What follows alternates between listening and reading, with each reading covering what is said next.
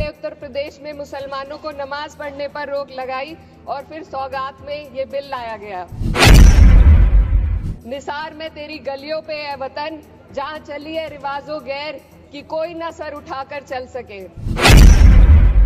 गरीब महिलाएं जो वक्फ की संपत्ति से अपना रोजगार चला रहे हैं और ये जो वक्फ बाय यूजर क्लॉज के हटाने से लाखों वक्फ की जायदाद अपना स्टेटस खो देंगी और लाखों लोग इसी तरीके के लोग सड़कों पर आ जाएंगे। माइनॉरिटी महिला हूँ, इस सदन में हम सिर्फ 2 महिलाएं हैं और उस नाते से मैं ये बात कहना चाहती हूँ कि इस बिल के माध्यम से मुस्लिम महिलाओं को कुछ नहीं मिल रहा है, ये हमें कुछ नहीं देना चाहते। सिर्फ टोकनिज्म हमारे नाम पर बनाकर एक नैरेटिव मीडिया में चलाना चाहते हैं। तो ये बिल मुसलमान की भलाई का नहीं, उनकी पहचान को मिटाने का है कि कागजों की कैद में बस नाम रह जाएंगे, वो जो हमारे थे सिर्फ दावे में रह जाएंगे। इस बिल के द्वारा मीठी ईद के जायके को कड़वा करना, यही असली सौगाते मोती था।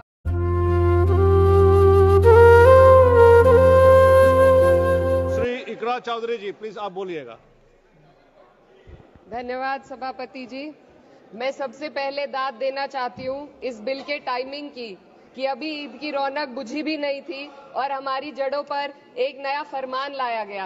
पहले उत्तर प्रदेश में मुसलमानों को नमाज पढ़ने पर रोक लगाई और फिर सौगात में ये बिल लाया गया। निसार में तेरी गलियों पे है वतन, जहां चली है रिवाजो गैर कि कोई ना सर उठाकर चल सके। मैं सभापति जी आपको ये बताना चाहती हूँ कि ईद के मौके पर एक विधवा महिला अपनी लड़की के साथ मेरे पास आई और उसने बताया कि वह एक वक्फ की प्रॉपर्टी में रहती है, वही उसके सर पर छत का काम भी करती है और उसकी रोजी रोटी भी वहीं से आती है। वो इस बिल को लेकर इतनी फिक्रमंद थी कि कहीं उससे वो उसकी संपत्ति ना छीन ली जाए।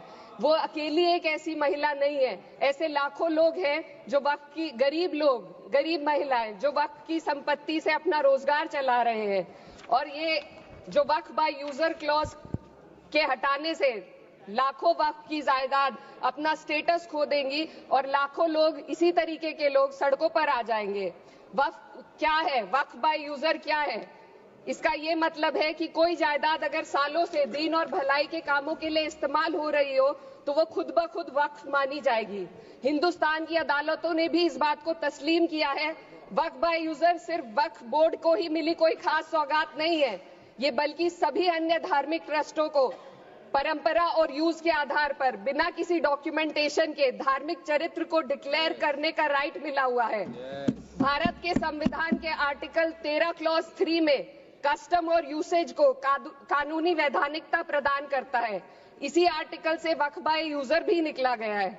इस बिल के कानून बनने पर वक्फ बोर्ड तो इस प्रोविजन से हाथ धो बैठेगा, लेकिन अन्य धार्मिक ट्रस्टों को यह सुविधा जारी रहेगी।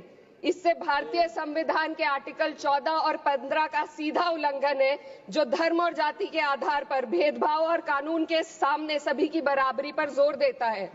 मैं इसके साथ ये भी कहना चाहती हूँ कि सत्ता के लोग जो एक दूसरे की पीठ थपथपा रहे हैं कि वक्फ बाय यूजर का जो अमेंडमेंट इन्होंने दिया उसको एक्सेप्ट कर लिया गया है, लेकिन इनकी शरारत यह है कि उसके साथ ही एक ऐसा प्रोवाइजो इसमें शामिल किया गया जिसके आधार पर यह कहा गया है कि अगर कोई भी वक्फ की संपत्ति विवादित हो तो वो अपना वक्फ स्टेटस खो देगी।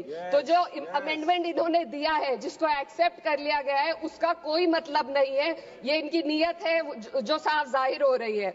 सोने पर सुहागा एक काम और किया है, सरकार ने वक्फ की कानून के सेक्शन 107 को हटाकर लिमिटेशन एक्ट में 12 साल तक ही किसी के खिलाफ अदालत में जाने का प्रोविजन है।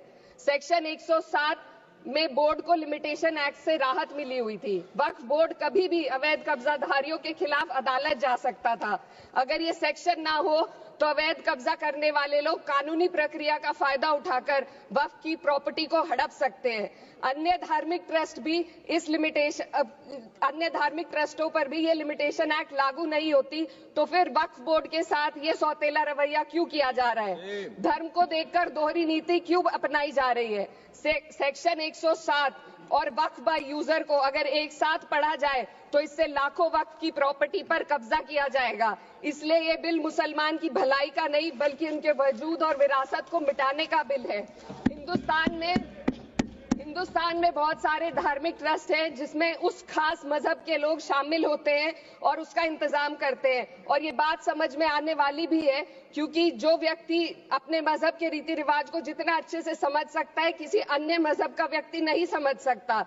आर्टिकल 26 क्लॉज 2 के तहत धार्मिक संप्रदायों को अपने मजहबी इदारों के एडमिनिस्ट्रेशन का हक देता है, लेकिन वक्फ बोर्ड के बारे में इसको उल्टा किया जा। Sir 2 minute sir please 2 minutes.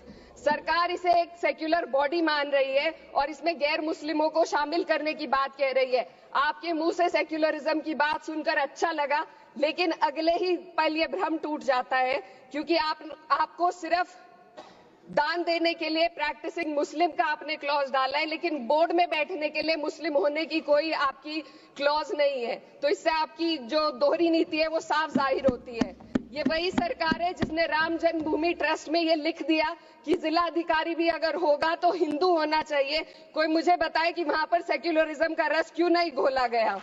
Sir आखिर में मैं अपनी बात को खत्म करने से पहले, महिलाओं का मुद्दा बार बार उठाया जा रहा है। सरकार का कहना है कि बोर्ड में मुस्लिम महिलाओं को रिप्रेजेंटेशन देंगे। इस कानून से पहले भी मुस्लिम महिलाएं बोर्ड में मेंबर रह चुकी हैं और मिनिमम 2 का प्रोविजन था, उससे ज्यादा भी हो सकती थी। सर मैं ये कहना चाहती हूँ कि सरकार ने महिलाओं के लिए ऐसा कौन सा नया काम किया जिसका ढिंडोरा सरकार का हर सदस्य पीट रहा है। इस बात की तायीद अगर आपकी तरफ से कोई मुस्लिम महिला करती तो हम उसका यकीन भी करते, लेकिन अफसोस आपकी इतनी लंबी कतार में एक भी मुस्लिम महिला नजर नहीं आती है। सर मैं खुद एक मुस्लिम महिला हूँ, मैं सिर्फ एक सर मैं माइनॉरिटी महिला हूँ। इस सदन में हम सिर्फ 2 महिलाएं हैं और उस नाते से मैं ये बात कहना चाहती हूँ कि इस बिल के माध्यम से मुस्लिम महिलाओं को कुछ नहीं मिल रहा है। ये हमें कुछ नहीं देना चाहते, सिर्फ टोकनिज्म हमारे नाम पर बनाकर एक नैरेटिव मीडिया में चलाना चाहते हैं।